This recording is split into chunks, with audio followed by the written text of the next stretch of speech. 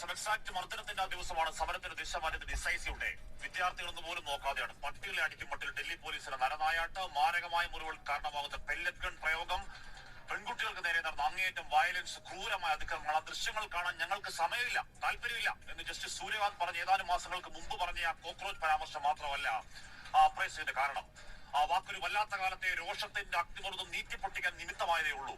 അന്ന് ആർക്കും അറിയാത്തൊരു ചെറുപ്പക്കാരൻ ഒരു അഭിജിത്ത് എക്സിൽ വെറുതെ ഒരു വരി കുറിച്ചതാണ് what if all cockroach come together. ഈ പാറ്റകളെല്ലാം ഒരുമിച്ചിരമ്പിയാൽ എന്ത് സംഭവിക്കും?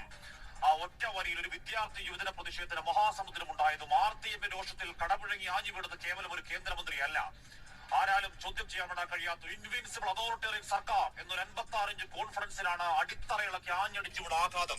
ഇതിന്റെ ബാക്കി ഞാൻ കേൾപ്പിക്കുന്നതിന് മുൻപ് കുറച്ച് കാര്യങ്ങൾ നിങ്ങളുടെ അടുത്ത് പറയാം. കേരളത്തിലെ അണ്ടിമുക്ക് ശാഖയിൽ നിന്ന് കുറച്ച് കാര്യങ്ങൾ കേട്ടിട്ട് അണ്ടിസംഖ്യകളെല്ലാം കൂടി രംഗത്തേക്ക് വന്നുകൊണ്ടിരിക്കുന്നുണ്ട്. അവർ പറയുന്നത് രാജിവെപ്പിച്ചതല്ല, രാജിവെച്ചതാണ്. അതായത് കുറേ പേരെന്തൊക്കെയോ പറഞ്ഞുകൊണ്ട് മറ്റുള്ളവരെ ഇങ്ങനെ തെറ്റിദ്ധരിപ്പിക്കാൻ ശ്രമിച്ചു. ഈ കുറേ പേരെന്ന് പറയുന്ന പരാമർശത്തിൽ അവരെടുത്ത് പറയുന്നത് CJP പറ്റിയാണ്. CJP കുറേ കാര്യങ്ങൾ ഈ കേരളത്തിലെ ജനങ്ങളെയും ഇന്ത്യയിലെ പൗരന്മാരെയും ഒക്കെ പലതും പറഞ്ഞിങ്ങനെ പറ്റിച്ചു.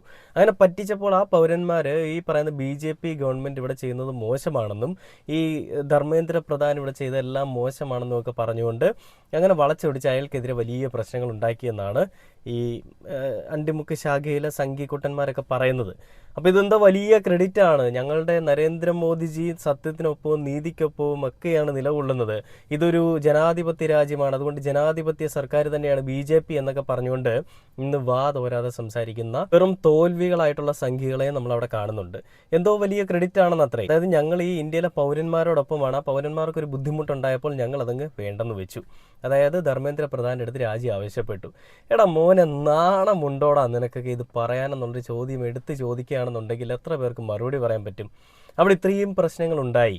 ഓരോ വിദ്യാർത്ഥികളെയും നിങ്ങൾ പട്ടിയെ തല്ലും പോലെ തല്ലിയിട്ടും പെല്ലറ്റ് ഗണ്ണുകൾ നിങ്ങൾ ഉപയോഗിച്ചിട്ടും പല സാധനങ്ങൾ കണ്ണീർ വാതകം വരെ ഉപയോഗിച്ചിട്ടും അല്ലെങ്കിൽ ജലപീരങ്കികൾ ആഞ്ഞടിപ്പിച്ചിട്ടും എല്ലാം അടിപതറാതെ നിന്ന ആ ഒരു യുവാക്കളെ നിങ്ങൾ പാറ്റ എന്ന് വിശേഷിപ്പിച്ചിട്ട് പോലും, ഒരു പണിയുമില്ലാത്ത പാറ്റകളെന്ന് വിശേഷിപ്പിച്ചിട്ട് പോലും അവരവിടെ നിന്ന് അങ്ങോട്ട് മാറാൻ, ഒരു തെല്ലിടം നീങ്ങി നിൽക്കാൻ അവർ സമ്മതിച്ചില്ല. അവരവിടെ തന്നെ നിന്നു. എത്ര വേട്ടപ്പട്ടികൾ വന്ന് അടിച്ചാലും ആ അടി കൊള്ളാനും തയ്യാറായിട്ട് നിൽക്കുന്ന വിദ്യാർത്ഥികളെ നമ്മൾ കണ്ടു. പോലീസ്, അതായത് മോദിയുടെ അടിമകൾ, വെറും ചാണകം തിന്ന് ജീവിക്കുന്ന പോലീസ് എന്ന് പറയുന്ന തന്തയില്ലാത്തവന്മാർ ലാത്തി ഉപയോഗിച്ചിട്ട് അപ്പുറത്തും ഇപ്പുറത്തും എല്ലാം തലങ്ങും വിലങ്ങും അടിക്കുമ്പോഴും അതിൻ്റെ മുന്നിൽ നിന്ന് പേടിച്ചോടാനോ തിരുമ്മിക്കൊണ്ട് നിൽക്കാനോ അങ്ങനെ സാധിക്കാത്ത കുറേയധികം പൗരന്മാരുണ്ടായിരുന്നു. ഇതിന് തിരിച്ച് മറുപടി എന്നോണം ഈ ഡൽഹി പോലീസിന് അടി കൊടുത്ത പൗരന്മാരും ആ കൂട്ടത്തിലുണ്ടായിരുന്നു. ഇതെല്ലാം അടിയും പോലീസിനാണ് കിട്ടുന്നതെങ്കിലും അതെല്ലാം മോദിയുടെയും മോദിവാദികളുടെയും കരണത്ത് കിട്ടുന്നത് പോലെയായിരുന്നു നമുക്ക് എല്ലാവർക്കും തോന്നിയത്. അപ്പോൾ എന്തോ വലിയ ക്രെഡിറ്റാണ്, ഞങ്ങളുടെ മോദി എന്തോ വലിയ കാര്യം ചെയ്തു എന്നൊക്കെ പറയുന്നു. ജനാധിപത്യ രാജ്യത്തിരിക്കുന്ന ജനാധിപത്യ സർക്കാരാണെങ്കിൽ ഈ ഒരു അലിഗേഷൻ വന്ന സമയത്ത് തന്നെ എന്തുകൊണ്ട് ധർമ്മേന്ദ്ര പ്രധാനെ രാജിവെപ്പിക്കാനായിട്ട് നിങ്ങൾ മുന്നോട്ട് നിന്നില്ല? നിങ്ങൾ ധർമ്മേന്ദ്ര പ്രധാനെ സേഫാക്കി വെച്ചുകൊണ്ട് പരീക്ഷാ നയങ്ങളെല്ലാം ഞങ്ങൾ വേണ്ട വിധം നോക്കിയും കണ്ടും ക്രമീകരിക്കും. അത് ഒരു ബുദ്ധിമുട്ടുമില്ലാത്ത, ഒരു പാളിച്ചയും ഇല്ലാത്ത ഒരു പരീക്ഷാ രീതി ഞങ്ങൾ അവലംബിക്കും എന്നൊക്കെയുള്ള രീതിയിലാണല്ലോ പറഞ്ഞത്. എന്നാലും ധർമ്മേന്ദ്ര പ്രധാനെ ഞങ്ങൾ രാജിവെപ്പിക്കില്ല. അത് ഞങ്ങളുടെ ഒരു ഒഴിച്ചുകൂടാനാകാത്ത ഒരു ഘടകം അല്ലെങ്കിൽ ഒഴിച്ചുകൂടാനാകാത്ത ഒരു വ്യക്തിയാണ്, അയാൾ ഞങ്ങളുടെ പാർട്ടിയിൽ തന്നെ തുടരും എന്നുള്ളൊരു അജണ്ടയായിരുന്നു. കേരളത്തിലെ സംഘികളായിക്കോട്ടെ, കേന്ദ്രത്തിലെ ആയിക്കോട്ടെ, മറ്റെവിടത്തെയും ആയിക്കോട്ടെ. എന്നിട്ട് ഈ ഒരു രാജി വന്നപ്പോൾ, രാജി വെച്ചേ പറ്റൂ, ഇല്ലെങ്കിൽ പിള്ളേർ കയറി മോദിയുടെ വീട്ടുകാരെയും പണിയുമെന്ന് മനസ്സിലായപ്പോൾ മോദി അയാളെ കൊണ്ട് രാജിയും വെപ്പിച്ചു. എന്നിട്ട് വന്നിട്ട് വലിയ താളം പിടിയിലാണ്. രാജിയൊന്നും വെച്ചിട്ടില്ലെന്നേ, ഞങ്ങളെന്തോ വലിയ സംഭവമാണെന്നൊക്കെ എന്തൊരു മെഴുകലൊക്കെയാണ്. അതിനിടെ കുറേ പ്രഹസനവും ഒക്കെ ആയിക്കൊണ്ട് നമ്മുടെ രാഹുൽ ഗാന്ധിയും ഈ പ്രതിപക്ഷ ടീംസ് എല്ലാം കൂടെ അങ്ങോട്ട്, അതിനിടെ കുറേ പ്രഹസനവും പ്രശ്നങ്ങളും ഒക്കെ ആയിക്കൊണ്ട് കുറച്ച് ടീംസ്, അതായത് കോൺഗ്രസിൻ്റെ കുറച്ച് ടീംസ് അങ്ങോട്ട്, രാഹുൽ ഗാന്ധിയും അതേപോലെ തന്നെ സോണിയാഗാന്ധിയും ഒക്കെ അവിടേക്ക്.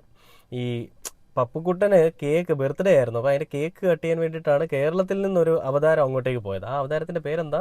പുക്കി CM. ആ CM അങ്ങോട്ടേക്ക് പോയത് കേക്ക് കട്ട് ചെയ്യാനാണ്. അത് CM തന്നെ പറഞ്ഞതാണല്ലോ.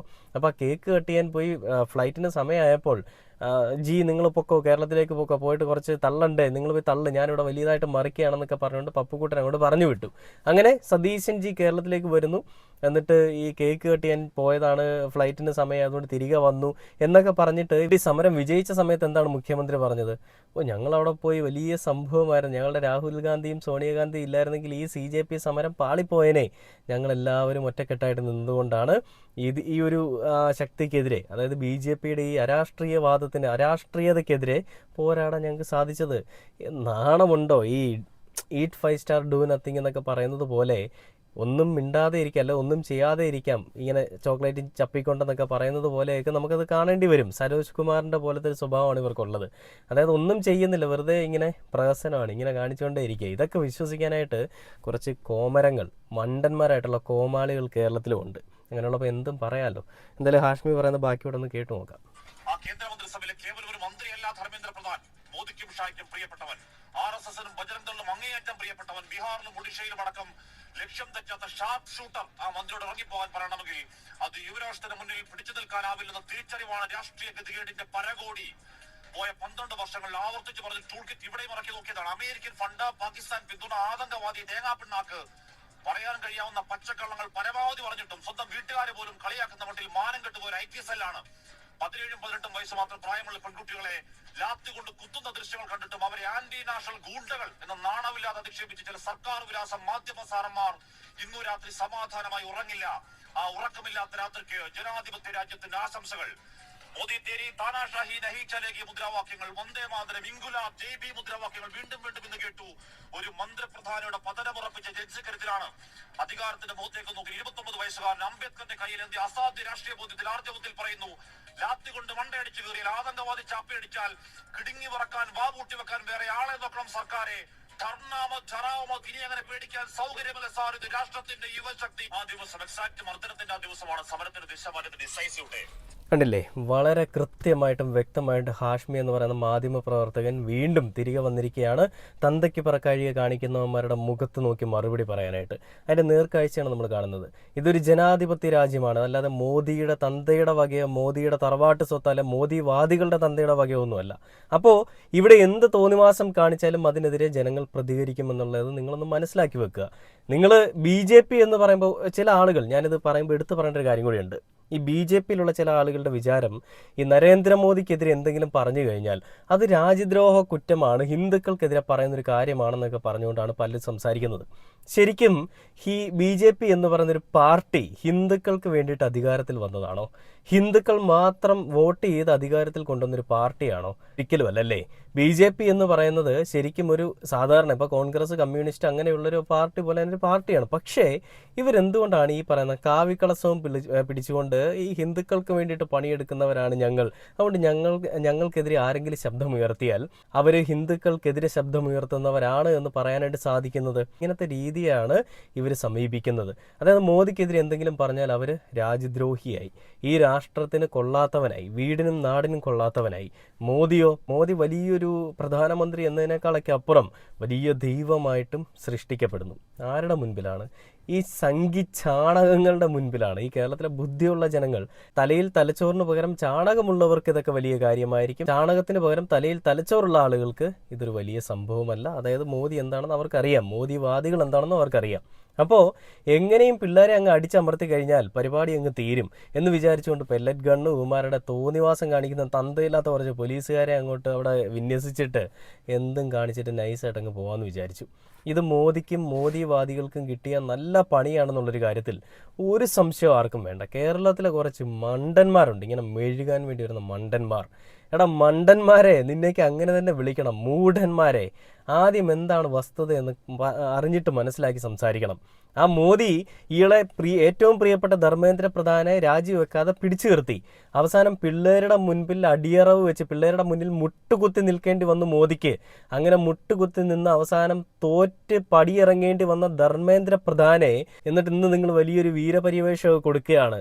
വലിയ എന്തോ ത്യാഗം ചെയ്തിട്ടാണ് ധർമ്മേന്ദ്ര പ്രധാൻ പോയിരിക്കുന്നത് എന്നുള്ളത്. നിന്നെയൊക്കെ പോലെയുള്ള അടിമകൾക്ക് ഇത് വലിയൊരു കാര്യമായിരിക്കാം. എന്നാൽ കേരളത്തിലോ ഇന്ത്യയിലോ ഉള്ള പൗരന്മാർക്ക്, തലയിൽ തലച്ചോറും ആൾതാമസമുള്ള പൗരന്മാർക്ക് ഇതൊരു വലിയ സംഭവമല്ല, ഇത് അവരുടെ ഒരു വലിയ വിജയവും കൂടിയാണ്. അതായത് മോദിവാദികളായിട്ടുള്ള മോദിക്ക് പ്രിയപ്പെട്ട ഈ ധർമ്മേന്ദ്ര പ്രധാനെ രാജിവെപ്പിച്ചത് അതൊരു വലിയ ക്രെഡിറ്റാണ്, വലിയൊരു കാര്യമായിട്ട് തന്നെയാണ് അവർ കാണുന്നത്. ഇതിൽ രാഹുൽ ഗാന്ധിയുടെ ക്രെഡിറ്റ് എത്രത്തോളം ഉണ്ടെന്ന് ചോദിച്ചു കഴിഞ്ഞാൽ പ്രത്യേകിച്ചൊന്നുമില്ല, നമുക്ക് നന്നായിട്ട് അറിയാം.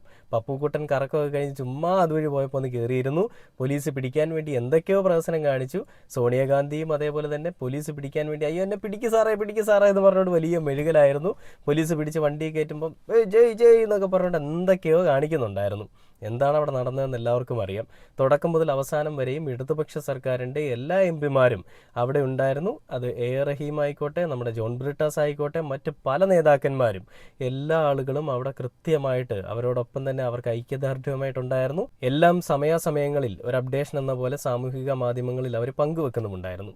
എന്നാൽ ഒന്നും ചെയ്യാതെ പെട്ടെന്ന് ഒരു ദിവസം ചാടി കയറി എൻ്റെ പൊന്ന് സാറേ എനിക്കറിയില്ല, ഞാൻ പെട്ടെന്ന് ചോറ് കഴിക്കാൻ വേണ്ടി വന്നതാണെന്നൊക്കെ പറയുന്നത് പോലെ, അല്ലെങ്കിൽ കാണുന്നവർ പറയുകയാണ് എൻ്റെ പൊന്ന് സാറേ എനിക്കറിയില്ല പെട്ടെന്ന് കയറി ഇച്ചിരി ചോറ് താ ചേച്ചി എന്ന് പറഞ്ഞതുപോലെയാണ് ഇവിടുത്തെ കാര്യങ്ങൾ. ഒന്നും ചെയ്യാതെ അതിൻ്റെ ക്രെഡിറ്റ് അടിച്ചെടുക്കാൻ നോക്കുന്ന കൊങ്ങികളും ഇത് വലിയൊരു വിജയം, ഞങ്ങളുടെ വിജയമാണെന്ന് പറഞ്ഞുകൊണ്ടിരിക്കുന്ന സംഘികളും. എന്തായാലും പിള്ളേരുടെ വിജയം തന്നെയാണ്.